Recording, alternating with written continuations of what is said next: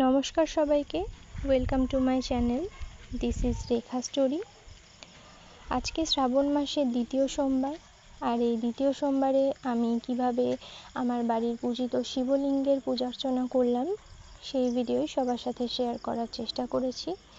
ভিডিওতে কোনো ভুল ত্রুটি হয়ে থাকলে সবার কাছে আগে থেকে ক্ষমা প্রার্থী, কারণ এটা আমার প্রথম ব্লগ ভিডিও, তাই কিছু ভুল ত্রুটি হওয়ার সম্ভাবনা হয়তো আছে।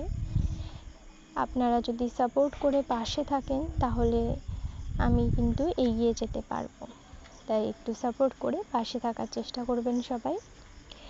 তো শিবলিঙ্গকে আমি প্রথমেই ঘি মাখিয়ে নিয়েছি, তারপর মধু মাখিয়ে নিয়েছি, এবং তৃতীয় যে উপকরণটা দিয়েছি সেটা হলো শর্করা।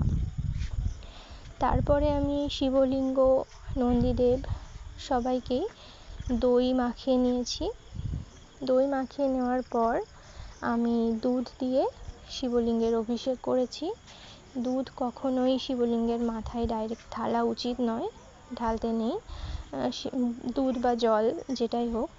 তো এক সাইডে প্রথম দিকে থাকে গণেশ, দ্বিতীয় থাকে কার্তিক এবং মাঝখানে অশোক সুন্দরী, এবং শিবলিঙ্গ থাকে মাতা পার্বতীর হাতের উপরে। তাই সবাইকে দুধ দেওয়ার পরে সর্বশেষে শিবলিঙ্গের মাথায় দুধ দিতে হয়, এবং সেই প্রসেসেই আমি দুধ এবং জলের অভিষেক করে নিয়েছি। তারপর ভালো জল দিয়ে আরেকবার স্নান করিয়ে নিয়ে মুছিয়ে নিয়ে যথারীতি পূজার আসনে বসিয়ে যেভাবে পুজো করা হয় সেভাবে আমি শিবলিঙ্গের পুজো করেছি। ধুতরা ফুলের কাটা, আকন্দ ফুলের মালা, পৈতে এবং রুদ্রাক্ষের মালা আমি মহাদেবের গলায় পরিয়ে দিয়েছি।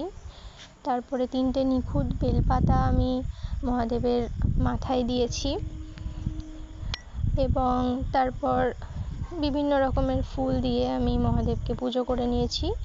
আতপ চাল এবং কালো তিলও দিয়েছিলাম। তারপরে মহাদেবের পুজো করার পর মহাদেবকে আরতি করে নিয়েছি ধূপকাঠি, প্রদীপ এবং চামর দিয়ে। তো এইভাবেই আমার পুজোর প্রসেসটা শেষ হয়েছে।